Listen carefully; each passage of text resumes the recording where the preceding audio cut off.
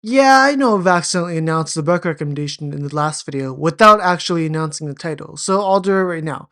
If you want to venture out even further into the mechanism of the Pomodoro Technique, go ahead and check out the Pomodoro Technique, the acclaimed time management system that has transformed how we work, by Francesco Cirillo. There we go, much better. Alright, now we're moving on to the other thing I wanted to mention, because now I'll be talking about some stuff you should be careful when using the Pomodoro technique, because like any good science, this technique is not absolute.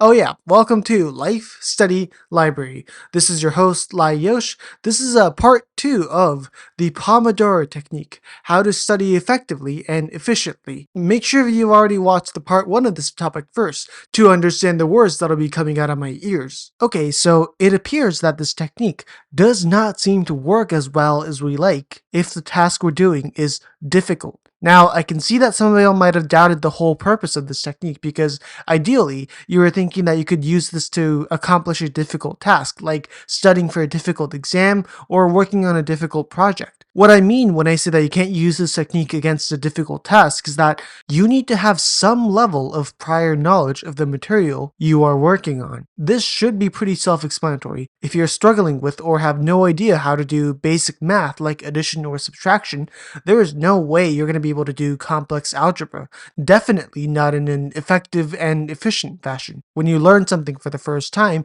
or honestly the first few times, you're still in the process of encoding the new information and shaping your understanding of it, or at least familiarizing yourself with it.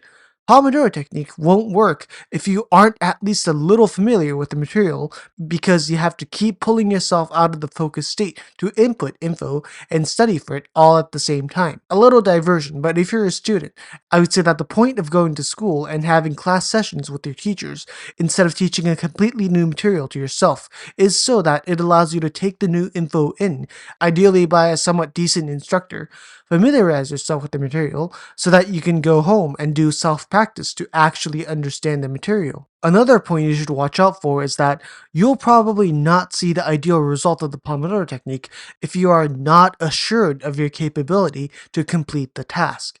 This kinda connects with the first point, right? If you're doing a difficult task, you will most likely not be fully comfortable with tackling that topic, due to the task being too difficult for you, which makes you doubt your ability to learn the material effectively.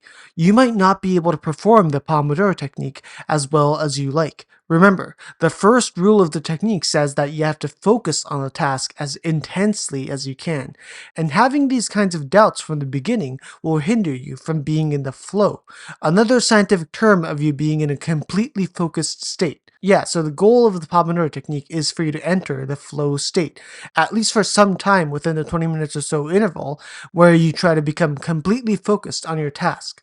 Another possible obstacle to you effectively performing the Pomodoro technique has to do with external faults. As much as we like to avoid them, things that are outside of our control can happen, which will definitely interrupt you from performing the Pomodoro technique. Physical interruptions like someone rudely entering the room where you're studying in peace, that's an obvious interruption. But what you should be more concerned about are the more abstract obstacles. Some examples of this are things like you having to worry about other people's evaluation. Most things in life that are valuable or important to you concerns you getting some kind of judgments from other people, who are more often than not superior to you in some way. You can also be worried about getting evaluated from your peers or those who you are attracted to or something. Worrying about these external evaluations and fearing that other people will not see the real you becomes an excess baggage that disables you from focusing on the most important task.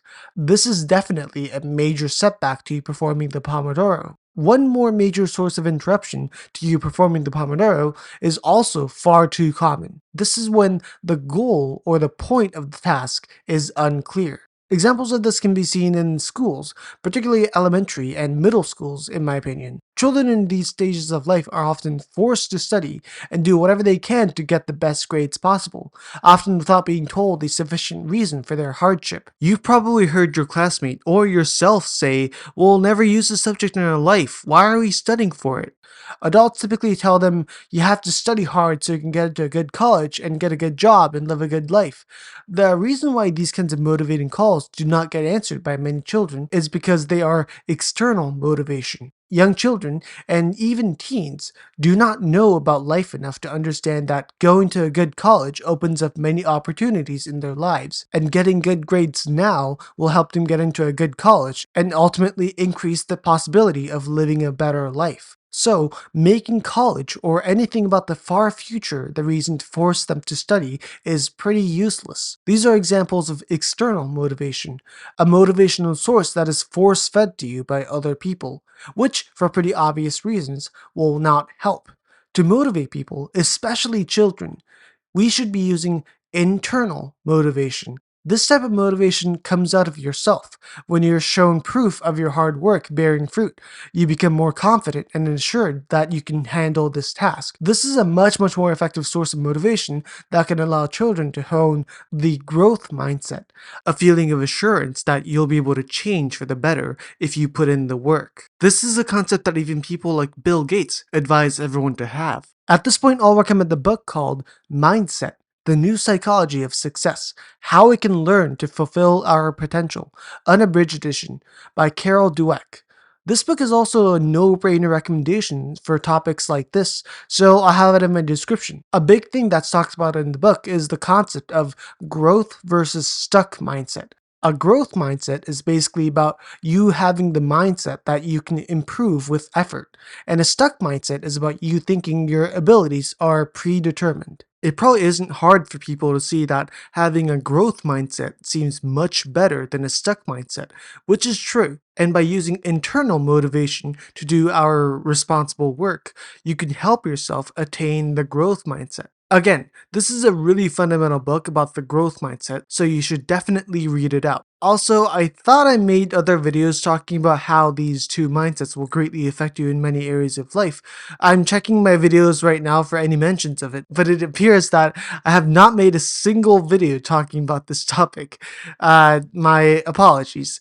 I should have done so a long time ago. I'll make sure to make more videos on it ASAP, so please wait patiently, and while you're waiting, consider reading the books I recommended. I think you'll get a lot out of it. Yeah, so a good chunk of this video is very opinion based, but all these opinions are based off of scientific evidence. So yeah, it's definitely worth considering it at least. But I still would suggest you to try the Pomodoro Technique, which was the main topic of this video if you remembered, and see the results for yourself first if you haven't already. I really think it would help you a lot. And lastly, I'll have some more videos in the description that you can check out to learn more about these interesting psychology and science that can greatly change your lives for the better.